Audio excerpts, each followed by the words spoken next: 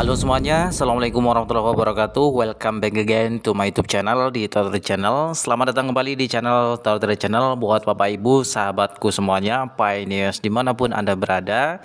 Jangan lupa dibantu like dan ditekan subscribe-nya, tekan lonceng notifikasinya agar tidak ketinggalan informasi dari channel ini, channel yang membahas tentang validnya Pi Network. Ya, bisa dikatakan seperti itu. Jadi kalau Bapak Ibu subscribe channel ini, saya akan suguhkan informasi-informasi yang bermanfaat dan juga yang valid tanpa hoax, tanpa dipelintir-pelintir kemana-mana. Oke, langsung saja ya teman-teman, kita bahas di video kali ini.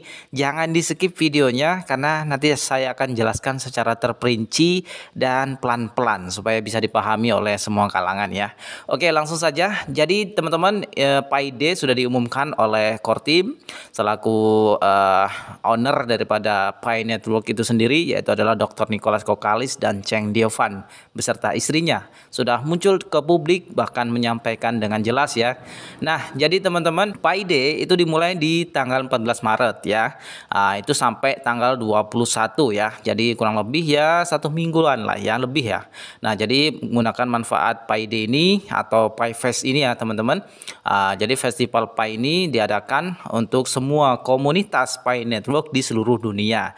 Cara berpartisipasinya teman-teman bisa ikuti ya untuk cara panduannya di tahun kemarin ya, di 2024 ya. Caranya sangat simpel sih sebetulnya ya. Jadi saya nggak jelaskan secara terperinci, tapi ada arahan sedikit lah ya. Yaitu yang pertama, teman-teman bisa ikuti acara Pi Fest-nya itu melalui aplikasi Map of Pi. Nah, jadi artinya Anda harus daftarkan dulu ya bisnis Anda di situ. Kemudian Anda nanti bisa ikuti instruksi-instruksi berikutnya. Selanjutnya, teman-teman, itu yang berkaitan dengan pendaftaran Pi Fest ya. Jadi Pi Fest kalau Anda ingin ikut join di sana, ya otomatis kalian harus daftarkan dulu bisnisnya. Ya, apa yang akan Anda jual dan lain sebagainya, produk-produk Anda ya. Kemudian tujuannya tuh kayak kita tuh daftarkan ke Google Map lah supaya bisa terdeteksi oleh semua komunitas pioner yang ada di suatu wilayah negara tersebut ya. Nah, jadi kayak gitu ya. Kalau Anda ingin join Pi Fest secara offline juga bisa. Nah, artinya Anda buka toko, kemudian Anda ya udah scan barcode alamat wallet Pi kalian ya. Kemudian dicetak ya, taruh aja di situ untuk menerima ya pembayaran dengan koin Pi. Tapi sekali lagi teman-teman, disclaimer ya di awal, saya sampaikan bahwa kalau transaksi menggunakan koin Pi di Indonesia itu masih ilegal ya, belum ada regulasi yang mengatur tentang kripto ya sebagai alat pembayaran di Indonesia. Artinya solusinya Anda harus ya transaksikan dengan rupiah. Solusinya Anda harus cash out dulu ke bursa ya, teman-teman. Jadi seperti itu ya. Jadi beli barangnya pakai rupiah tapi tetap menggunakan kripto Pi Network, tapi Anda harus cash out dulu ya. Dijual dulu ya, di cash out kan atau dirubahkan menjadi rupiah dulu ya, teman-teman, melalui rekening Anda masing-masing. Oke, itu sekilas gambaran. Kemudian berkaitan dengan isu ya. Berkaitan dengan isu terkait dengan saldo yang hilang gitu ya. Dan ini sudah muncul kembali saldo yang dapat ditransfer ke mainnetnya ini ya. Dan ini jumlah yang sudah diimigrasikan dan bla bla bla. Anda bisa lihat, cek sendiri masing-masing di akun Anda masing-masing. Jadi itu bukan apa namanya ya, bukan dihilangkan, tapi memang lagi ada maintenance, ada perbaikan sistem ya. Oke, itu berkaitan dengan saldo yang katanya hilang, tapi is okay, nggak ada masalah.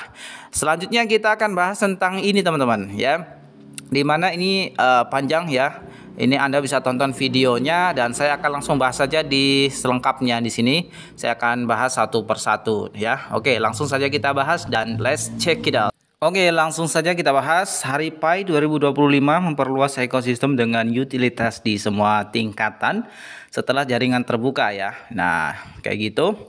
Dengan peluncuran Open Network dan konektivitas eksternal yang diaktifkan, Pi Network telah memasuki era baru, era yang menghubungkan ekosistemnya yang berkembang pesat ya, dengan dunia blockchain yang lebih luas dan memperluas fungsionalitas dunia nyata. Ya, kayak gitu ya. Kemudian intinya sudah Open Network diadakan ya, kemudian acara Pi Fest dari tanggal 14 Maret ya, kemudian sampai 21 ya, intinya seperti itu. Nah, ini bla bla bla artinya Pi Day ya. Nah, kemudian ini yang perlu kita bahas nih ya. Jadi apa namanya, saya itu sering kali mengedukasi tapi nggak nyampe ya ke otak yang mendengarkan video saya. Maka saya akan jelaskan secara pelan-pelan bagaimana sih sebetulnya yang diupdate daripada core team yang terbaru ini ya. Oke, langsung saja. Untuk mendukung perluasan ekosistem Pi dan utilitas Pi secara keseluruhan, Pi merilis beberapa fitur hari ini. Nah, fitur-fitur ini apa saja? Yaitu yang menyertai dimulainya acara Pi Fest Global, termasuk fiturnya itu adalah lelang domain Pi. Lelang domain Pi. Nah, ini menarik. Nanti saya akan bahas ya terkait dengan domain ya.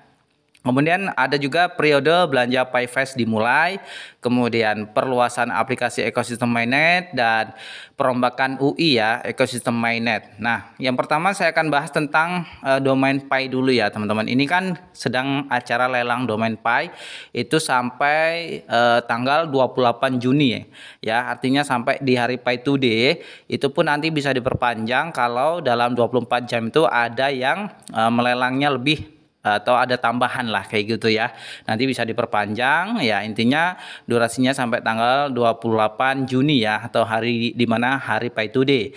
Itu bisa diperpanjang teman-teman. Kemudian periode belanja Pi Fest ini dimulai ya. Itu pendaftarannya itu dimulai dari tanggal 12 sampai acara dimulainya tuh di 14 Maret ya. Kemudian berakhirnya sampai 21 ya. Itu festival Pi Network-nya. Kemudian perluasan aplikasi ekosistem mainnet ya. Kemudian ekosistem ya banyak ya, termasuk 100 aplikasi itu ya, mungkin nanti akan dikembangkan lagi ya kan. Kemudian perombakan UI ekosistem mainnet. UI itu apa sih? Nah, di sini saya akan jelaskan teman-teman ya terkait dengan domain dan juga UI ya, supaya teman-teman tuh jelas gamblang gitu ya. Nah, jadi domain itu apa sih teman-teman? Domain itu adalah nama unik ya yang digunakan untuk apa sih ya, namanya itu mengidentifikasi lah ya. Jadi sebuah situs web atau alamat IP di internet kurang lebih gitu ya. Kemudian domain ini berfungsi sebagai alamat yang mudah diingat. Nah, kayak gitu ya. Dan digunakan untuk mengakses situs web atau layanan online lainnya. Contohnya misalkan ada youtube.com, kemudian google.com ya kan. Kemudian facebook.com ya, kayak bukalapak.com, atau saya sebut saja ya, atau shopee.com, atau ya kayak tokopedia.com kayak gitu ya. Nah, itu namanya adalah domain. Nah, domain-domain ini ada beberapa jenis yang perlu kita ketahui ya, teman-teman. Ada beberapa jenis domain, salah satunya ini banyak ya teman-teman, saya akan beberapa sebutkan saja, walaupun ada yang lebih ya teman-teman, tapi saya akan sebutkan beberapa saja. Domain ini ada yang namanya domain TLD ya. Domain TLD itu artinya tuh domain top level ya. Domain top level artinya domain yang berada di puncak hierarki domain, kurang lebih gitu. Contohnya misalkan .com gitu ya, kemudian .net, ada .org, .gov atau .edu. Nah, itu namanya adalah jenis domain, namanya domain TLD ya, atau domain top level ya. Kemudian ada juga jenis yang namanya domain itu adalah SLD. Nah, domain SLD ini apa? Atau singkatan dari domain second level ya, kayak gitu. Nah, domain SLD ini adalah domain yang berada di bawah domain TLD ya. Jadi contohnya misalkan link unavailable ya, atau link unavailable. Nah, kayak gitu ya teman-teman. Itu adalah jenis yang namanya domain SLD atau domain second level. Kemudian ada juga jenis domain namanya tuh domain third level atau TLD ya. Nah, domain TLD ini ada domain yang berada di bawah domain SLD. Contohnya misalkan ya kayak tadi ya, link unavailable ya, kayak gitu. Sama. Kemudian ada juga jenis yang namanya domain CCTLD. CCTLD itu atau domain country code ya. Nah, misalkan kayak digunakan mengidentifikasi negara atau wilayah tertentu lah kayak gitu ya. Contohnya kayak .id itu digunakan untuk negara Indonesia. Kemudian .us, kemudian US itu ya digunakan untuk negara Amerika Serikat. Kemudian ada juga domain .cn atau negara Cina. Nah, ini adalah domain-domain yang digunakan oleh negara ya, untuk diperuntukkan setiap negara. Kemudian ada juga jenis domain namanya tuh GTLD. Domain GTLD ini adalah domain generic ya. Domain generik ini adalah domain yang digunakan untuk mengidentifikasi jenis organisasi atau bisnis tertentu. Misalkan saya kasih contoh ada .biz ya. Biz artinya bisnis ya. Kemudian ada .info artinya informasi ya. Kemudian ada jenis juga domainnya adalah .name atau nama ya, kayak gitu. Nah, selanjutnya ada domain juga yang namanya STLD atau domain sponsored ya. Nah, domain STLD ini adalah domain yang digunakan untuk mengidentifikasi organisasi atau bisnis tertentu yang disponsori oleh organisasi lain. Contohnya misalkan .aero lah kayak gitu ya, atau itu digunakan untuk industri penerbangan. Kemudian ada juga .chop ya. Chop ini atau kop ya, ini adalah digunakan untuk industri koperasi. Nah, kayak gitu ya. Selanjutnya juga ada jenis domain namanya itu adalah ETLD atau domain infrastructure ya. Nah, domain infrastructure atau domain ETLD ini adalah domain yang digunakan untuk mengidentifikasi infrastruktur internet tertentu. Saya kasih contoh, misalkan ARPA ya. ARPA ini atau singkatan address atau digunakan untuk alamat ya, dan routing parameter area. Nah, kalau bagi seorang programmer dia udah paham banget tentang ini. Nah, ada juga domain yang lainnya juga bisa kita ketahui kayak .asia, kemudian .eu.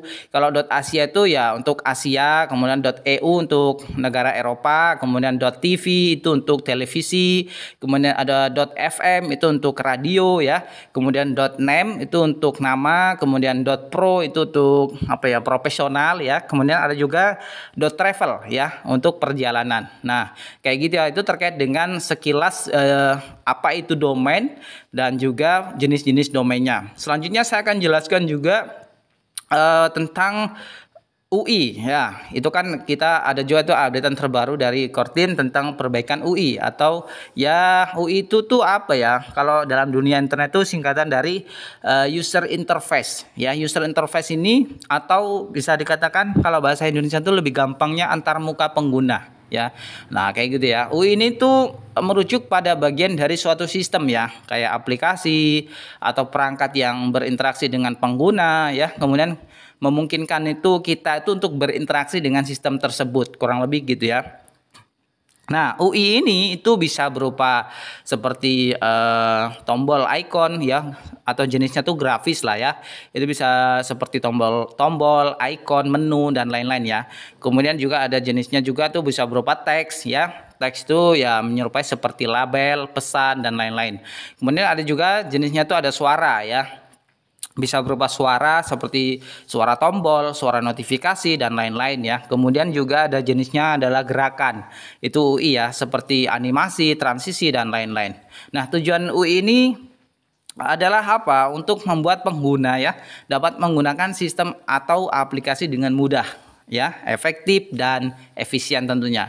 Nah, UI yang baik itu harus memenuhi beberapa prinsip teman-teman, seperti intuitif ya. Intuitif itu pengguna dapat dengan mudah memahami cara menggunakan sistem atau aplikasi. Ada juga seperti konsisten ya, harus konsisten dalam desain dan perilaku. Ada juga mudah digunakan UI-nya ya. Nah, ini kita bisa dengan mudah itu melakukan tugas-tugas yang diinginkan. Ada juga estetis ya. Dia harus memenuhi prinsip estetis ya. Jadi itu sekilas tentang pengertian domain dan jenis-jenisnya dan juga terkait dengan UI ya teman-teman, atau user interface. Nah, itulah terkait dengan ini teman-teman ya, yang diupdate oleh Kortim, yaitu lelang domain, belanja ya, PyFest, dan juga perluasan aplikasi ekosistem mainnet yang 100 aplikasi itu ya semakin dikembangkan lagi, dan juga perombakan UI ya atau user interface. Nah, jadi berkaitan dengan lelang domain ini masih dalam tahap masa-masa pelelangan domain ya. Kalau kita sebagai seorang coding ya, programmer itu tahulah ya, yang sering ngoding di aplikasi atau bikin website itu pasti tahu kalau kita memakai domain-domain yang sudah saya sebutkan tadi ya. Nah, mungkin domain P ini nanti dia .p di ujungnya ya. Ini seperti lelang domain .p. Nah, seperti saya sebutkan tadi ya teman-teman, ini khusus untuk domain P ya. Nah, jadi untuk memudahkan kita nanti itu menuju ke suatu website atau ke aplikasi itu dengan mudah, kayak gitu ya, mempermudah kita lah. Misalkan nanti kita menuju ke suatu ekosistem ya. Misalkan pi apa gitu ya, ujungnya pokoknya .pi kurang lebih. Nah, ini mempermudah kita untuk mengakses suatu bisnis, merek, toko ya, di sini sebutkan ya, konten, aplikasi, situs web ya, dan pengguna pribadi. Yang saya sebutkan tadi kalau umumnya domain itu jenis-jenisnya kayak tadi ya teman-teman yang sudah saya jelaskan. Itu berkaitan dengan domain. Nah, di sini juga disebutkan apa itu domain ya. Domain internet itu tradisional berfungsi sebagai mengenal unik dan alamat digital. Seperti yang saya sebutkan tadi ya, saya jelaskan terkait dengan jenis-jenis domain ya, diperuntukkan untuk apa ya, diproyeksikan untuk apa ya kan. Nah, ini Anda bisa baca secara keseluruhan operasi dan organisasi domain. Pi umumnya mengikuti mekanisme yang telah bekerja di industri domain internet tradisional selama beberapa dekade. Misalnya kepemilikan, transfer, biaya pendaftaran tahunan, dan lain-lain. Nah, mungkin teman-teman ya, di domain Pi ini nanti kan akan dijual tuh, akan dilelang ya bagi yang ingin menggunakan domain Pi. Nah, kan kalau kita biasanya tuh di Niaga Hoster ada jasa tuh ya, di Niaga Hoster tuh per bulannya tuh berapa, misalkan di angka-angka ya, misalkan rata-rata itu biasanya di angka 100 ribuan lebih ya per bulannya untuk sewa domain itu sendiri. Jadi ini menjadi pendapatan yang lebih ya bagi core team bisa mengembangkan domain Pi ini teman-teman. Nah, ini pasti yang memakai ini ya tentu para user, kemudian ya juga ekosistem ya yang bekerja sama dengan Pi Network ini. Nah, mungkin videonya agak panjang teman-teman. Sekilas mungkin hanya itu yang bisa saya jelaskan ya tentang perbaikan yang diupdate oleh core team. Intinya seperti itulah ya dari keseluruhan updatean ini terkait dengan lelang domain, kemudian PiFast, perluasan aplikasi ekosistem mainnet, dan juga tentang UI atau yang saya sebutkan tadi user interface ya. Semoga bermanfaat. Sampai jumpa di video berikutnya. Mungkin saya akan bahas lagi ya secara detail nanti teman-teman kalau ada updatean terbaru. Saya jelaskan secara global saja ya, secara ini teman-teman singkat, padat, dan jelas. Semoga bisa dimengerti ya tentang UI dan juga domain ya. Nah, jadi teman-teman berkaitan dengan harga Pi Network ya, saya pikir tentang di utilitas akan mengikuti harga yang ada di bursa. Jadi berhentilah kalian tuh mencaci ya kalau kalian nggak ngerti ya tentang apa itu domain, kemudian harga Pi Network ya. Jadi jangan seneng dulu ya, jangan seneng dulu para kaum GCV khususnya ya tentunya. Oke, jadi nggak ada lah apa, lupakan yang namanya GCV itu mungkin beberapa puluh tahun lagi ya teman-teman untuk bisa mencapai harga GCV ya. Tetap semangat ya. Semoga teman-teman bisa mengerti apa yang saya sampaikan, dan wassalamualaikum warahmatullahi wabarakatuh.